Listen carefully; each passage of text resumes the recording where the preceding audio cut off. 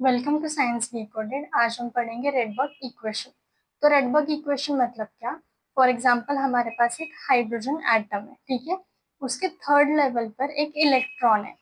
अगर वो electron third level से सेकेंड लेवल पर आ गया तो वो कुछ एनर्जी रिलीज करता है in the form of photons.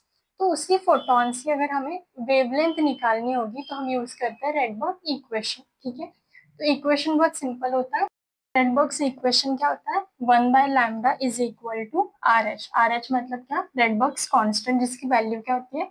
1.097 into 10⁻7 metre inverse, ठीक है, into Z square. Z square, Z मतलब क्या? एटॉमिक नंबर, ठीक है।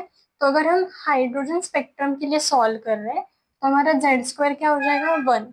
तो उस क्वेश्चन में अगर हमने जेड स्क्वायर नहीं लिखा तभी भी चल जाता है, बट अगर क्वेश्चन में हमें हीलियम प्लस या लिथियम 2+ के बारे में पूछा है तो हमें एटॉमिक नंबर लिखना इंपॉर्टेंट है। इसके लिए जब भी हीलियम या लिथियम पर क्वेश्चन है तो ये फॉर्मूला यूज करना है, ठीक है। इंटू 1/n1² माइनस 1/n2², ठीक है। तो यहाँ पर n1 क्या है? लोअर एनर्जी लेवल, और n2 क्या है? हायर एनर्जी लेवल, ठीक है। तो हमारा जो इलेक्ट्रॉन है, ठीक है, वो कौन से लेवल पर आके गिर रहा है, इसके वजह से हमारे पास स्पेक्ट्रल सीरीज होती है, ठीक है।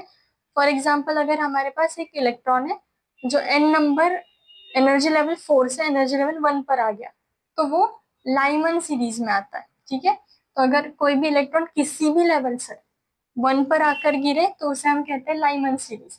और इस लाइमन सीरीज में यूवी रेज निकलती है, ठीक है। अगर 2 पर गिरे तो बाल्मर सीरीज, तो इसमें विजिबल लाइट होती है। 3 पर गिरे तो पाश्चन सीरीज, जिसमें इंफ्रारेड रेज होती है। 4 पर गिरा तो ब्रैकेट सीरीज, जिसमें भी इंफ्रारेड होती है। और अगर किसी भी लेवल से 5 पर आया, ठीक है, तो वो पीफर्ड सीरीज, और इसमें क्या होता है? फार इंफ्रारेड रेज। क्वेश्चन सॉल्व करने की ट्राई करते हैं, ठीक है। क्वेश्चन क्या है?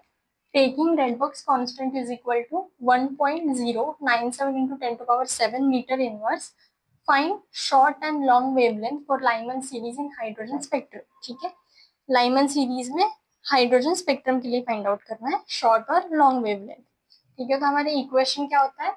1/λ is equal to Rydberg's constant into Z square 1/n1² minus 1/n2², ठीक है। तो फिर हमने रेडबर्ग्स कांस्टेंट की वैल्यू पुट कर दी। यहाँ पर एटॉमिक नंबर का स्क्वायर क्या आएगा? 1², क्योंकि हाइड्रोजन स्पेक्ट्रम के लिए।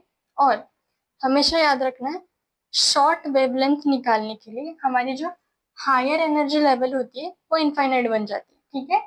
तो फिर हमने n2 क्या पुट कर दिया? इनफाइनाइट, ठीक है। और हमें लाइमन सीरीज के लिए निकालना है, इसलिए हमारा लोअर एनर्जी लेवल क्या आ जाएगा? 1।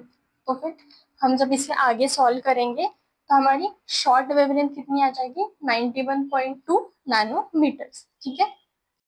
सो हमें पता कैसे चला कि अगर हम हाई एनर्जी लेवल पर इनफाइनाइट रखेंगे तो हमें शॉर्ट वेवलेंथ मिलेगी? तो जो एनर्जी होती है वो इनवर्सली प्रोपोर्शनल होती है वेवलेंथ की, ठीक है। तो जितनी ज्यादा एनर्जी उतनी कम वेवलेंथ, इसके लिए हमने हायर एनर्जी लेवल क्या ले लिया? इनफाइनाइट, जिसकी वजह से हमें शॉर्ट वेवलेंथ मिली। Try for long wavelength and let me know in the comment section.